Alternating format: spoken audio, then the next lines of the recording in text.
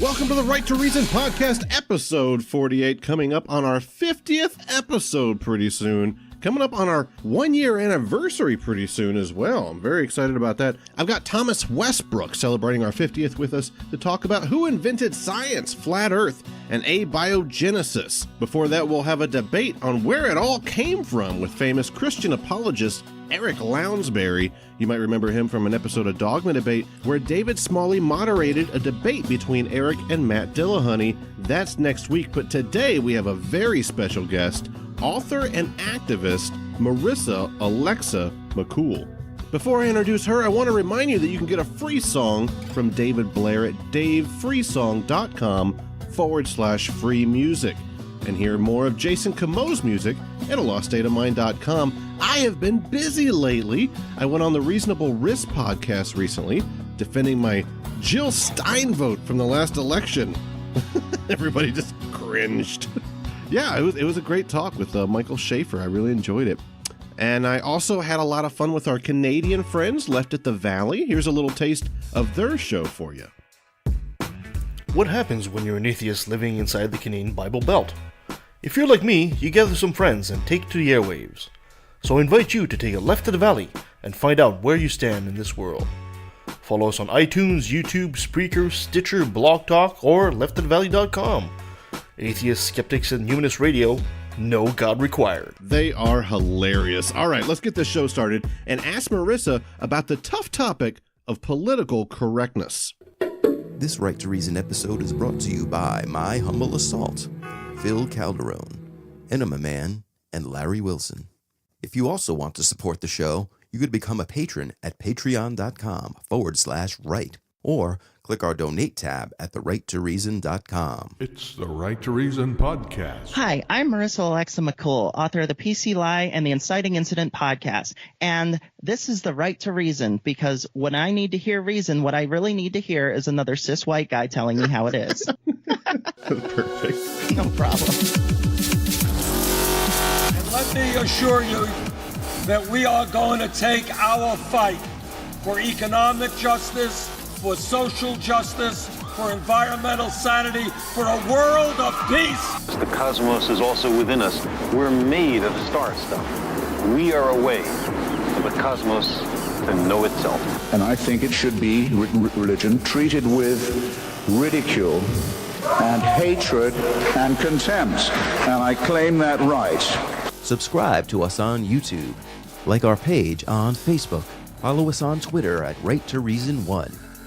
This Saturday, April 7th, make sure that you don't miss the Faithless Forum. It's a one-day conference in Dallas, Texas, and is only $20. The speakers include Anthony Magnabosco, Telltale Atheist, Genetically Modified Skeptic, Prophet of Zod, Holy Kool-Aid, Caitlin Chloe, and John Gleason of Godless Engineer, and it is going to be an absolute blast. You can find out more information at faithlessforum.com. And we are here with Marissa Alexa McCool, author, activist, podcaster, professional speaker, I don't know, ventriloquist. I don't know. You do a little everything, don't you? I suppose I do. I figure if I do 38 different things, at least one of them will stick. Yeah. But not ventriloquism, right? Did I say that right? Ventriloquism? Something? Anyway, you don't do that. No, I don't. So you're out of Minnesota. Is that a blue state? Oh, yeah. The Twin Cities especially is one of the most progressive areas in the country, and most people don't expect that. But it's pretty much queer utopia here. I'm so jelly. Like Texas is as red as it gets, except for Austin. Yeah, I've heard very similar comparisons to Austin, Portland, Oregon, Burlington, Vermont. Like a lot of these places that I've been, I've found these little pockets of small towns and places where nobody gives a shit. And it's actually really refreshing. And it makes me want to go back and visit more of those places, more so than some of the other ones I've been to in the last year. Hey, do you know Hertzie Hertz from Atheist Talk Radio? Oh, God, yes. Yeah, she's a friend of the show. And the first time I saw you were actually on what was that? The Sacrilege Cast with Zach Law, and we have Zach on here all the time. He comes on and does like silly trivia things. One of the times I was on Atheist Talk, the time I was in the studio, actually, we had a call in, and someone was debating abortion and its appropriateness and its level and all that stuff and its morality. And they were both very assertive about it, and I was just sitting there like, oh, this is awkward. But yeah, Hertzy's very adamant and passionate, and I've spent a lot of time with her, and she's good people. Yeah. So what kind of books you have coming out? Well, I have 5 out. The most recent one I put out is called Passing Cars, the inner monologue of a neurodivergent trans girl.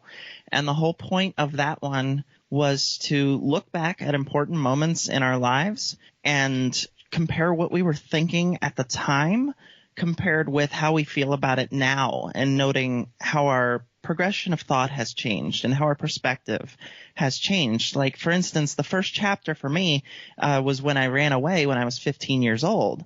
And looking back at it, it's obvious that I was, going through major gender dysphoria, and also I had untreated autism. So the way I was acting in that retrospect makes sense, but that also doesn't make what I was thinking at the time completely irrelevant. And so what I did was wrote several essays like that, and then also had other contributors submit some of theirs, like Karen Garst, the Faithless Feminist, wrote the foreword. We had other podcasters, other writers on, like Nathan Dickey, Chris Reed, and from Utah Outcasts. And some of the people were just people who answered the call when I put out essay requests. So I've tried to do that with all of my books, which is feature other writers and people who should be heard, and having it surround the topic that I happen to be writing about. Like, The PC Lie was my first book, and that was immediately after the Trump election.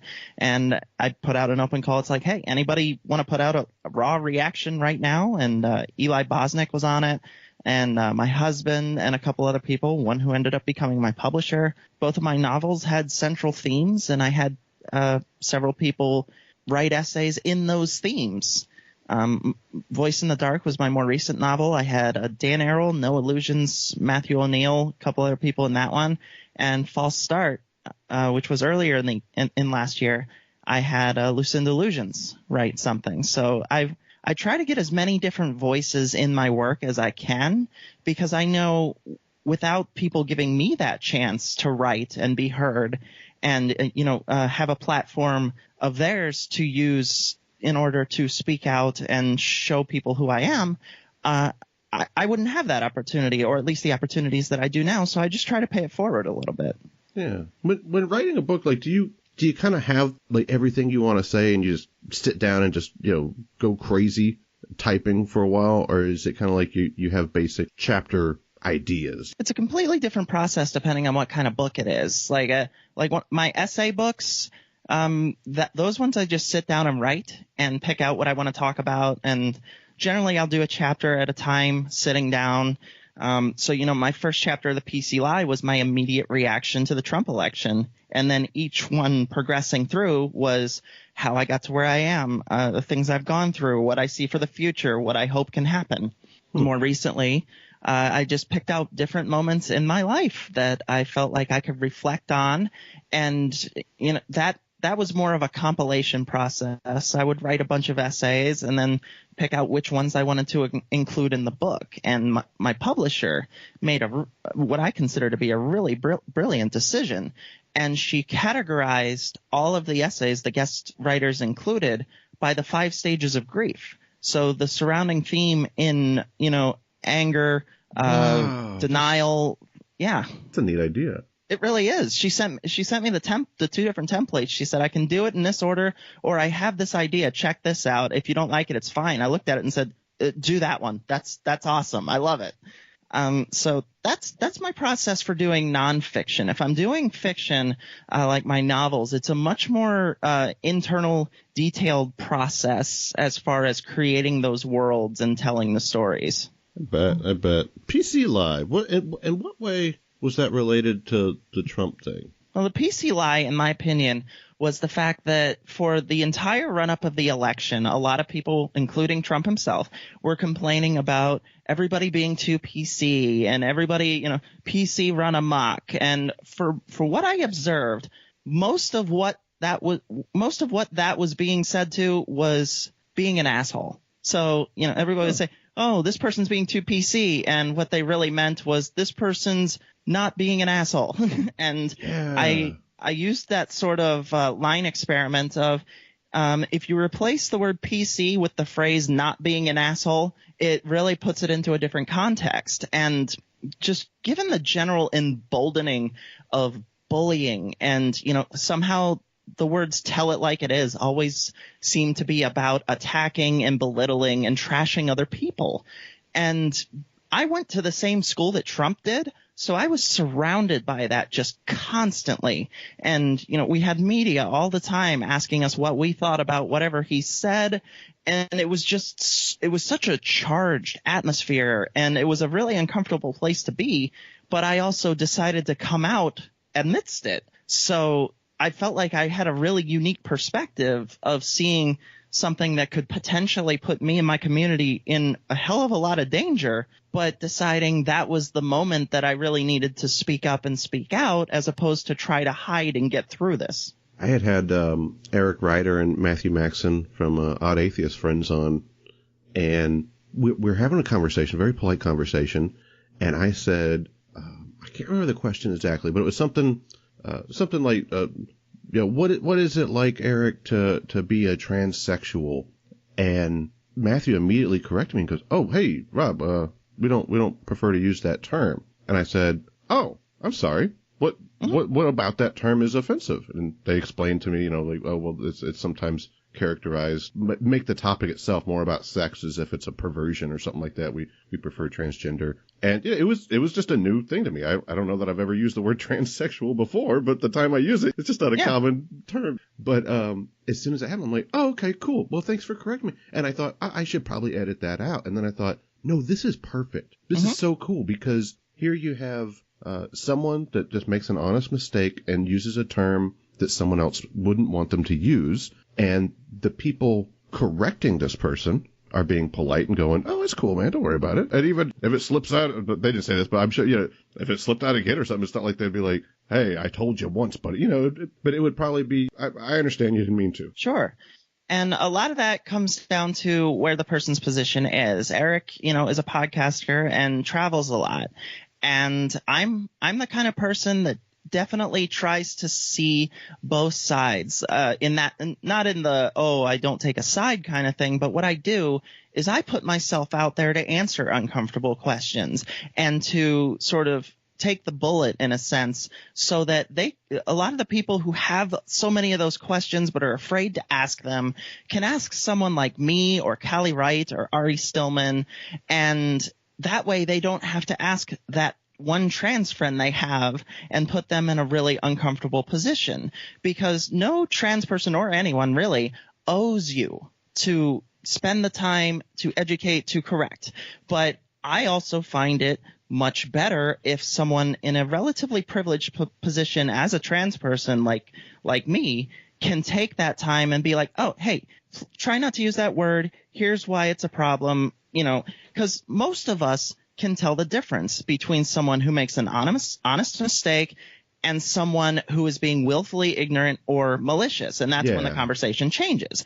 But, I've seen very well-intended people and people I would consider to be on my side refer to us as transgenders. And sometimes we just have to go, try not to do it that way. We are transgender people. We are not transgenders. It's an adjective. It just describes part of who we are. That's one of those. Oh, that's a good point. I never thought of that. Yeah. Yeah. It's just one of those phrases that tend to be used by people who either want to attack us or who know nothing about us. But once again, we can also generally tell the difference when someone doesn't know that or when they're trying to be ignorant or malicious. And that's why I just try to be polite and be someone who can say, can you not say that? It's kind of not appropriate. And most of the time people are cool about it. And when someone isn't, that's, the conversation changes. But I'm in the position where I can spend the time and the emotion and do that. Not every trans person can, nor should they have to. Right. Like it's not their job to fix every single problem that comes up, Mm-hmm. Yeah. And I often have to explain that to some people, once again, who are well-intended. Like they'll drop in on my page or at a convention and say, what does cis mean? And I'll have to go, look, I'll tell you, but you also got to understand that's one of those 5-second Google searches. And I've also had to explain, like, yeah, you are coming to me for the first time with that question. I've answered that question 9 times today. So, just take that into consideration. If I'm not always right there to answer or to educate or to just, spend that emotional labor because I choose to, that doesn't mean I owe it to anybody. And it doesn't mean that I also don't go through emotional taxation and fatigue. Everybody does. But I'm also willing to put myself out there as much as possible so that the trans people who don't have the support system that I do or the relatively privileged economic and housing situation that I do, that they don't have to because they got enough going on. Yeah, I was thinking while you were talking about the transgender community, calling them transgenders, we already know this in a way. Like, we don't do that with black people. Even the way I just said it just now, black people, the black community. I wouldn't say, like, the blacks. Like it would be awkward immediately. We'd be like, oh, that's weird phrasing you use. Tell me about the blacks, Robert. What do you think? Okay. Here's an example. Like I was on a date last night and the girl's primary partner was a person of color. And if I had come on today and said, oh, yeah, that girl I'm seeing was dating a black. Oh, yeah. Like, how would that sound? Perfect example. So but we kind of do that. I wonder what else is just common lingo right now in reference to the LGBT community and all that kind of thing that we don't even think about. Like there could even be stuff that maybe you hadn't considered yet, even though you're a professional speaker about this topic. Sure. I mean, who knows? I mean, within the next 10 or 20 years, I hope this just gets a lot better for the trans community, Yeah, and despite what's going on in the government right now, it has in many different ways for some of us. Once again, I don't want to speak to everybody's experience. On our second show, which is a trans exclusive show, we have had homeless trans people on because that's an experience that Ari and I cannot speak to. And what we try to do with that show and with our media network is bring more voices to the conversation that maybe aren't being heard even in the trans podcaster media network that we have, because there are more trans stories and voices than we could ever hope to account for, and we can't cover them all between our experience. That's why whenever there's a conversation about trans women of color, for instance, I don't feel qualified to speak from that because I don't have that experience. So I will try to reach out to, say, my friend Harmony, who is a trans woman in Philadelphia, who definitely has a lot more of that experience. And that's generally what the principle behind intersectionality tends to be, is we come from different backgrounds, and if we acknowledge that and realize that not everybody has the same experience, then we can start a conversation with that knowledge. Yeah, in reference to the PC thing, while they're obviously the right is trying to create this illusion of it being like this major problem, you know what I mean? But do you think that part of it is our responsibility as liberals to say, like, okay, we feed this monster whenever we attack quickly without thinking, you know what I mean? Or whenever somebody says something that's totally not like a sexist comment or a racist comment or something like that. But then, you'll see like on Twitter or Facebook or different social media where somebody will make just a very non-offensive comment, but maybe they just didn't think their wording out or something. And then everybody just starts, blasting them. And a lot of the time it's right to be in that situation and to correct this person, or it's right for them to be corrected. But do you feel like maybe sometimes that's our fault because we're a little bit too quick to attack? I think sometimes we're unwilling to think outside the moment. I think we have this bad assumption that everybody's coming to the table with the same amount of knowledge or the same amount of jargon. Hemant Mehta, I saw speak at PastaCon earlier this year, and he was talking about this in atheism, where he said, if you're asking somebody to leave their community, everything they've ever known, their support system, and you're asking them to come over to your side, but you're going to jump all over them the first time they mess up a word and, you know, immediately call them a name or something like that. Why would anyone come over to your side under that circumstance? And I can empathize with that. I can empathize with people who feel like the quote unquote SJWs tend to do that, because some of them do. Some of them are, you know, willing to just eviscerate a person for using the wrong word or not having that experience coming to the table. And once again, while I realize that nobody owes that person an education or a correction or even being polite, we also have to look at it realistically. If we want people to be on our side, we have to make our experience accessible or relatable. And even though that, you know, generally a cis person that I've never met coming up to me and asking me about trans things doesn't have that experience, if I can't make it something that they can at least grasp onto, then why would they talk to me? Why would they go to the next trans person and be like, oh yeah, I get it now? There's just a difference between what we wish it was and what reality is. And once again, I just feel I'm in a position where I can spend some of that emotional labor to sort of help people along that path rather than immediately label them as a transphobe because they don't know the right way to say a word. And you know, that doesn't make their use of the word correct. And it doesn't mean that if someone becomes very hostile toward us because one trans person was mean to them, that they're perfectly entitled to hate trans people, because we wouldn't tolerate that for any other group of people. It's just the fact that it's so new to most people, I think. You know, before like 3 years ago, most people's knowledge of trans people was tied to pop culture, and that was either a punchline or a serial killer. My favorite example to point to is Ace Ventura: Pet Detective. A trans person is the villain in that movie. They misgender her at the end. And if a trans person kisses you, you are supposed to burn your clothes, take a plunger to the face, and cry in the shower. And most people at the time were like, oh, it's funny. But when you look back at it, it's like, that's kind of fucked up. Oh my God, I forgot all about that. You're right. Yeah. Or take Silence of the Lambs, Buffalo Bill. Yep. Or, you know, there's just all these Norman Bates, all these examples of trans things being used to describe people as either crazy or like having a weird fetish, or even in other circumstances that, oh, she had a penis, that's hilarious. And you know, when you have so much of that being generally accepted rhetoric and, you know, a go-to punchline, or just a guy dressing up like a girl, people think that's the same thing, because if you look at 90s television, every show had one episode where that happened, and it was funny because that's not a girl. And that's where most people draw their knowledge from. They think it's just dressing up.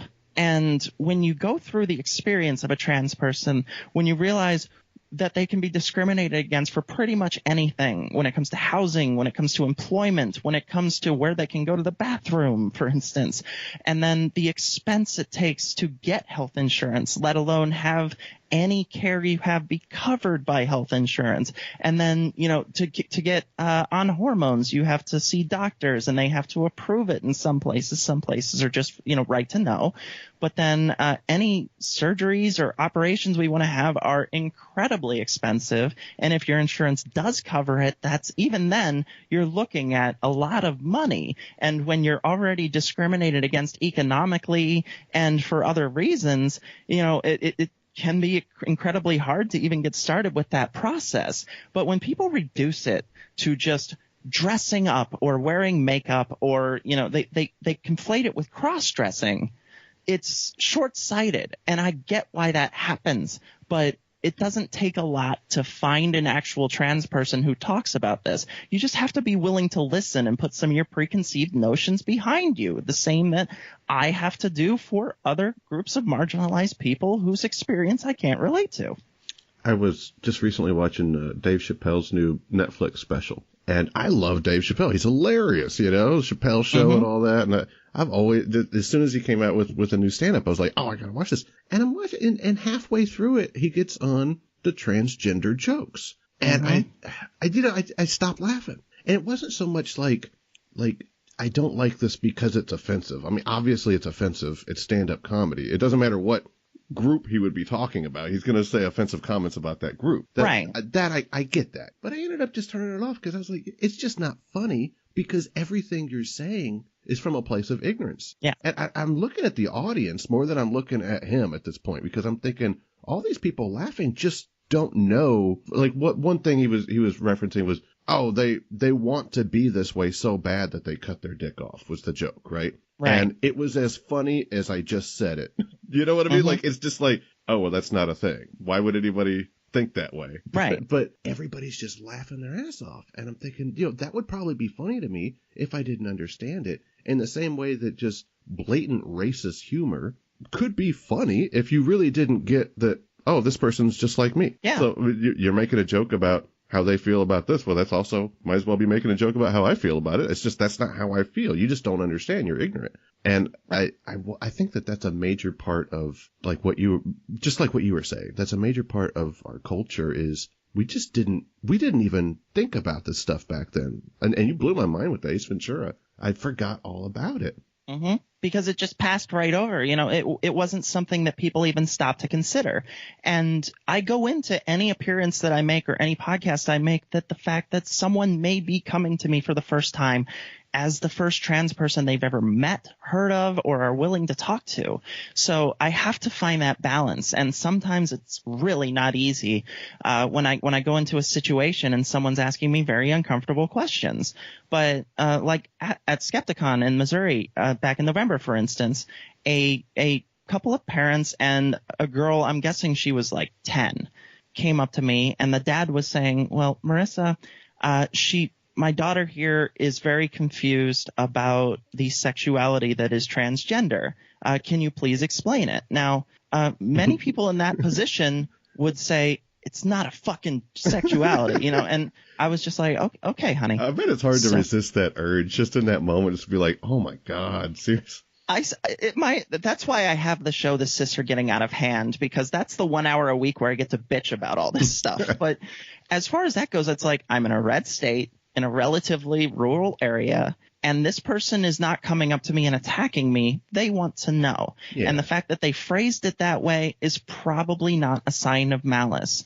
Now, it once again doesn't mean that anyone else in that position owes them that correction or that time, but that's not how I handle things. And I talk them through. It's like, okay, well, I'm trans because of who I am, not because of who I'm attracted to. That's the key difference. That's where we start. And I just kept breaking it down. Things like, well, you're in school, right? When they call roll, if you have an Edward in your class and they ask you to call them Eddie, does anybody argue with that? Does anybody make that a big deal? Do they say, no, I'm going to call you what's on your birth certificate? Of course not. And, I looked at her and I said, I am a girl. Do you believe I'm a girl? And she nervously shook her head, and I pulled out my ID and I pointed to where it said Marissa McCool, female. And then she got it. And I said, okay, next time, just believe someone when they tell you who they are. It's so much easier. And I don't have to show you my ID for me to be called what my name is or have the correct pronouns attached to me. It just takes, if you've known someone for a lot of years, there is a period of adjustment. And most of us know that. But you also have to allow us that space to be hurt if you get it wrong, because the most hurtful thing, everyday thing that can happen with us is sometimes we feel like we still look like the wrong gender. And if someone else says something like that, even by, an accident, it can still hurt, even if the person didn't mean it. My boss accidentally sirred me the other day, corrected himself immediately, but at the same time, I'm like, I'm in a floral dress with long, bright hair, full makeup. My name tag says Marissa, and you never knew me as anything else. What in the world could possibly aspire the word sir to you? Even if you know I'm trans, which I don't feel like anybody will ever not know I'm trans because I'm 6'3" and I stand out. But the point is, even if you know that, you can see by what I'm wearing that I'm not going for a sir look. So, it just takes some patience on both sides. And I feel like, we were talking about it earlier. A lot of liberals get stuck between what we want the world to be and what it is. So if I can be in a position where I can have that kind of patience to not be as hurt as someone who might not have a person at home supporting them or friends supporting them, because I have a ridiculous support community. And I feel like if I didn't use that to try to make the world better for those people who don't have anybody, then I would be a hypocrite. So it's just a matter of understanding that not everybody has the spoons to be able to go, this is the word you should use. This is why you hurt me. Sometimes it just comes out as pure rage or a hair trigger response. And while that doesn't necessarily make it right, you try to understand it the same way as I understand that not everybody's coming from the same experience that I do. And if I'm vicious to them up front, I could ruin that for any trans person they meet thereafter, because we unfortunately do tend to associate things that way. So, okay, help me out with this one. It's help a cis white guy time on the Right to Reason podcast. Yep, that's the subtitle of The Cis Are Getting Out of Hand. That's what we do. So I always get this brought up to me anytime I'm trying to, I don't even want to say defend trans rights, but just try to tell people, hey, that was something ignorant that you just said. Mm-hmm. It's not even like it's such a brave thing. It's just, I'm just trying to, if I try to correct someone about something kind of like what we were talking about with the Dave Chappelle comment. Right. And they immediately always say, well, okay, so what if a white person just wants to become a black person? Is that what's different between? And I'm like, that's not the same thing. I don't really have a good rebuttal to it. I just know it's not the same. What's a good response to that? That really became popular because of the Rachel Dolezal, thing. Yeah, and I get that. And I don't have an answer either. I tend to defend it by the place of the argument. It's by saying, you're jumping to a different topic in order to create either a slippery slope or to change the conversation and put us on the defensive. And, it's like, okay, we're talking about our gender and you just switched it to race. And that's a different conversation. And that's a conversation that I don't have the knowledge or ability to discuss. But if I was going to discuss it, I'm going to go talk to a person who identifies that way and try to understand how they feel, as opposed to, say, having a conversation with someone who has the same amount of experience as me. And that's what happens when it comes to trans dialogue a lot, is that a bunch of cis people sit around discussing trans issues as if they have a slice in the conversation. And it's not like we don't want the issues to be discussed. It's not like we don't want people to learn about this and to be able to talk about it. But at the same time, if you're at a place where you don't know a trans person or you have no basis of experience, wouldn't you go to a trans person to try to ask these questions rather than just write off the entire community as crazy? Yeah. And that's where we try to go with those conversations. It's like, okay, you just changed the topic of conversation. I thought we were discussing this. The fact that you're going to something different that you think is similar, but it's really not, tells me that you don't really know what you're talking about. And that's okay, but let's stick to the topic here. Yeah, and the other one that I always hear people bring it up, and that Joe Rogan talks about it just like every other episode on his show, is they'll say, oh, well, they're giving like 3-year-olds hormone replacement to make them a different gender. No, they're not. And okay, that's what I always think. Like, where is this story coming from? I don't hear this being a thing. It's not. No doctor in the world would do that. That's a good point. When trans kids are in the position of coming out as trans, the only thing they will be given is, once they start to reach the age of puberty, is they will be given puberty blockers. That's it. They are not given hormone replacement, because until they hit puberty, it's not an issue in the first place. So someone who is a 5-year-old trans kid is probably just going to live as the gender they identify with until they reach puberty, because if it turns out to be a phase, then no harm done. And if they're going through puberty and they're on puberty blockers and they decide that's not the case, same thing. They go off puberty blockers and then they just go through puberty. So a lot of those arguments come from a place of misinformation and being unwilling to even bring it up to someone who might have that basis of knowledge. And there are people who do, but if you've already written them off as being mentally ill or whatever preconceived notion that you have for X group, you know, you're going to be less likely to try to seek out their knowledge and experience, because when you write an entire group of people off, you're a lot less likely to empathize with them. It's almost like if you're defending transgender rights, then you immediately have to have an explanation for anything that might happen. You know, any hypothetical. It's like if I was just talking to someone and they're like, "Oh, you're a guy." You know, sometimes guys beat their wives, and I'd be like, "Okay, that's bad. Like, what does that have to do with me?" Well, you're both guys. It's far easier to write off people and, you know, consider them to be mentally ill or crazy or wrong than it is to listen and learn something. And, you know, that's a defense that we have. It's, you know, instilled tribalism and culturalism that we still have ingrained in our brains. And I'm not saying that I like it, but I get it to a certain degree. It's just a lot easier to not learn a thing. But when you do, and you find out that they're just people like anybody else, just like, you know, 10 years ago, the big argument was gay marriage will lead to X, whether it was dog marriage or people wanting to marry their car or whatever shit they made up to try to piss off religious people.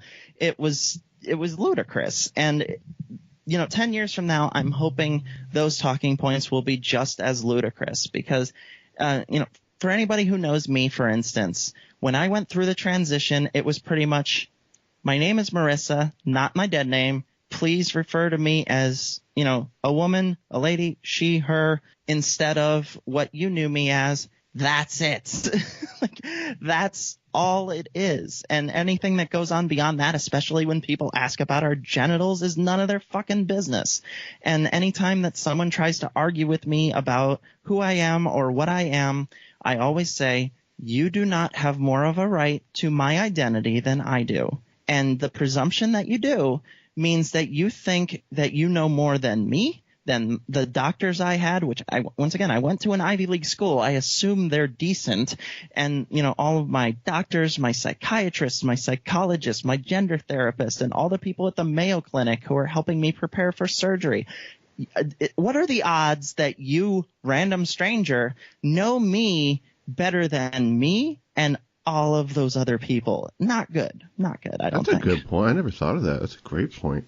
So here's the way I view history, in a way, is at each step of the way we advance in technology, right? We advance in intelligence. We advance in understanding what's around us, whether it be finding more of the Earth or exploring more of the universe or what have you. But we also advance in how we treat each other and accept one another, right? It's almost like a civil rights progression in the same way as we progress in other ways. And I feel like this is just the stage we're at in our dialogue right now, is advancing past this hang up that we had as a community about the transgender people, right? So what's the next thing is what I'm wondering, because with each step of the way, this limits us as a people. Whenever we didn't think that women should have the right to vote, that was limiting democracy itself, right? And whenever we treat trans people like they're less than us or gross or whatever it is, we're limiting ourselves as a whole. It's not just hurting those people, which is tragic and sucks, you know, but it also hurts all of us in a way.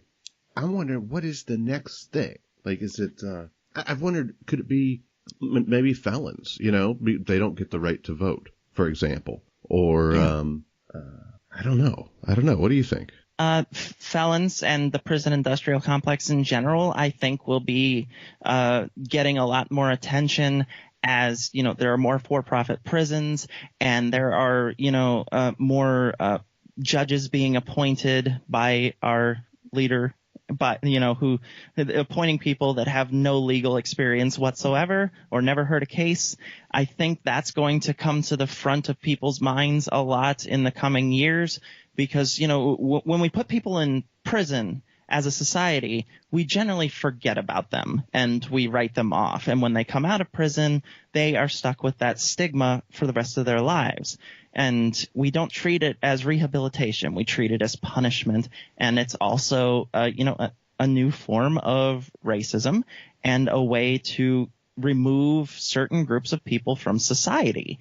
And as long as that system is in place, I think it's only going to get worse. And it'll be much like any other social movement that we've made. Something will happen that makes white rich people have to pay attention to it.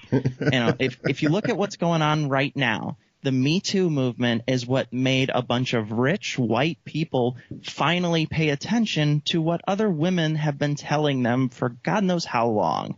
And it affected them because suddenly there were consequences. And that got the conversation started. And for the first time, real action was being taken toward this behavior. And that's the way any social movement works, is that people speak out and generally get ignored until rich white people have to pay attention because it affects them. And it sucks, but that's the way it is. And if it's not the prison industrial complex, I really think it might be polyamory or something along those lines. Yeah, because, that could be it. I'm a poly person myself, and I tend to know a lot of them because I also date other poly people. But at the same time, that is still not generally socially visible, let alone recognized or respected. So I feel like that's a conversation that the religious right is going to pivot to once hopefully they're done trying to fuck with us. And they love to start those culture wars. They love to get certain groups of people fired up because it puts the people who have those identities or values on the defensive, and then that distracts from the other evil shit they want to do. So I really think it's going to be some kind of stigmatizing of a social group, whether that's people who have been in prison, whether it's people who are polyamorous, or there could be any other kind of social group that's somehow attached to sex somehow, or attached to race or anything like that. And it'll just be the recycled argument. Just like most of the arguments against trans people are the same arguments they used against gay people 15 years ago. It's just recycling and fear baiting and convincing, people that X group is out to molest their kids. And that's the hole that we have to dig ourselves out of. But we have more access to information than we ever have, and it's easier to be heard than it ever has been. So I'm hoping it won't take as long for visibility and social movements to work as it used to be. I was talking to my brother recently, and he's a minister. So that kind of tells you everything you need to know about the topic that we're on, right? And, yep.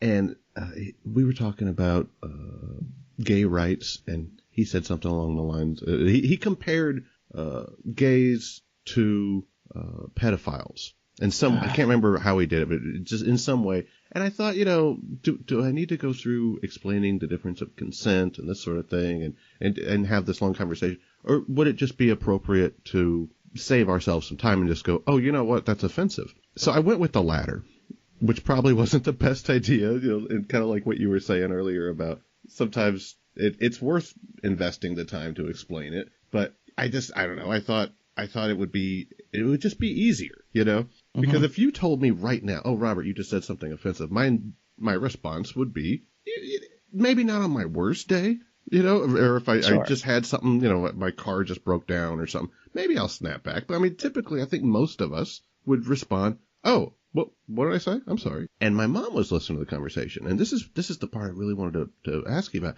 She is such a sweetheart. Okay. Like my mom, nicest lady in the world. But she looks at me and goes, well, look, in this culture, like everybody's worried about offending one another. Okay. If you're offended, just walk away. Just don't you just ignore it if something offends you. And it really made me angry. But it's my mom, so I'm not going to yell at her. Yeah. But that's what I can't figure out about our current predicament that we're in. I guess this is kind of referencing your first book a little bit. It's not like they're bad people. Mm-hmm. Not all of them. Like someone like Trump, definitely a horrible human being, right? Someone like Roy Moore, for example. Such an easy target. An actual pedophile, right? That's a real one. Why don't you guys reference him? But what is it that it's, I don't think it's as simple as ignorance. I think maybe are they getting tricked or something? What is going on? Well, when you grow up as the societal default, you know, if you grow up white, if you grow up cis, if you grow up straight, if you grow up any of these things, then you feel like you're quote unquote normal. And when you're approached with something that has been painted as abnormal or weird or crazy or anything like that, the natural defense is to go, well, but I'm normal, you're weird. And religion and politics have taken advantage of that for as long as either of those things have existed. And when you spend your whole life in that position of being told you're the good ones, you're the people who are right, everybody else is out to get you, and if we just removed all those other people, everything would be perfect, which was essentially Trump's campaign plan. It's really easy to fall into that and to believe it because you get to be morally self-righteous and not change anything. And that's an easy position to pivot to. And it doesn't mean that people who have fallen into that are a bad person, but when you immediately conflate something like gay people and pedophiles, it's jumping to an extreme. It's saying, well, if I go to this immediate position, it's not designed to have a conversation. It's designed to immediately stop it and to bring it to the worst possible conclusion, thereby making me the morally self-righteous one, and therefore I don't have to be uncomfortable anymore. Anytime someone compares someone to a pedophile, it's just a way of saying, I don't want to talk about this, but I also want to be right. It's a natural instinct. It's, before the last couple of years, it was like calling someone a Nazi because Nazi was an indefensible position. It was the perceived worst. So, if you compared healthcare to Hitler or you compared X to Hitler, it was a way that someone would go, I don't want to talk about this, therefore you're wrong, I'm right, and I'm ending this conversation by, going Nazi. It's the same way with pedophile. Most reasonable people know it's not the same thing, but they also have people in their ears telling them that gay or trans people or whatever are pedophiles and whatever. And that's when they supposedly care about kids. But when it's Roy Moore, well, he subscribes to the right Jesus book, so therefore it's okay, or it's just made up, or any of those surrounding circumstances. When those are the voices that are platformed and easily heard and part of the regular conversation, good people are going to fall into that mindset because it's what they're being told and it's what's being normalized. And especially once you're grown up or you're within a religious group that feels like it needs to persecute or otherwise remove or exclude any group of people, that's what the pastors are going to be saying. Therefore, that's what the people are going to be hearing. And that's what Fox News is saying. That's what Alex Jones is saying. Anybody like that. So it's really hard to want to seek outside voices when all of the outside voices have been demonized in front of you, and you believe that you're part of the right team, you're in the right place, you're doing what God wants. And when everybody else is the devil, you're not going to want to hear the devil's perspective.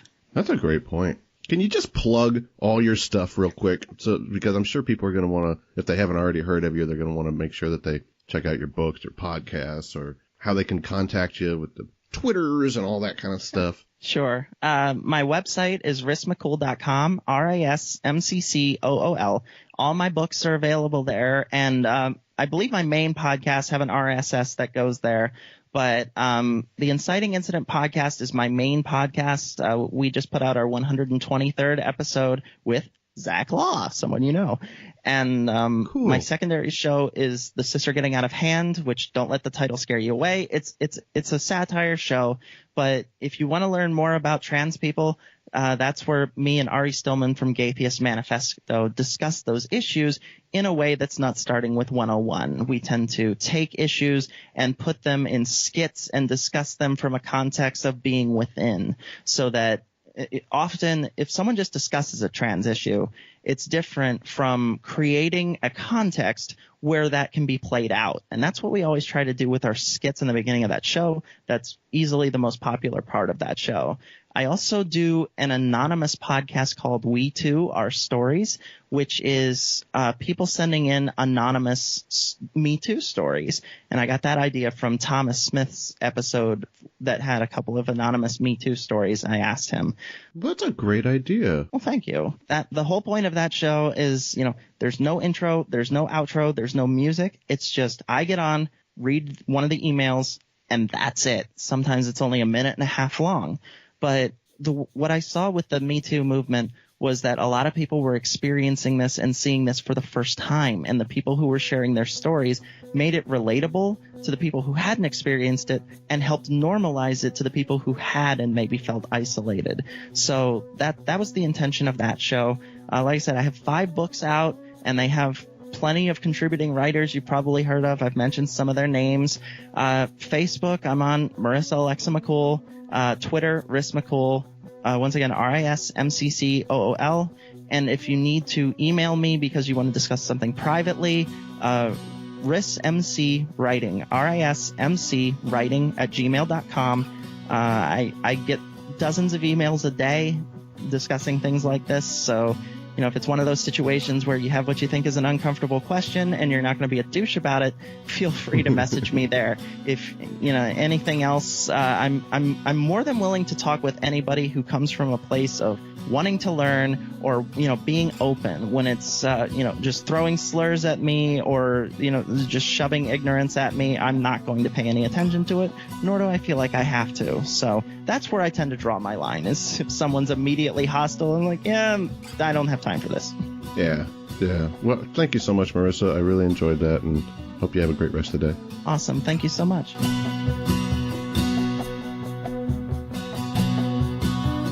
Marissa was awesome. I want to send a special thank you to our newest patron, Bernard Lamberell. I'm not going to spoil it for you, but he has a new book that is going to blow your minds. I'll be talking to him in the upcoming weeks about just that. As I was telling you earlier, next week is another debate. I'll be defending myself against Eric Lounsbury's multi-point argument for a creator god. I intend to give him a little taste of the right to reason.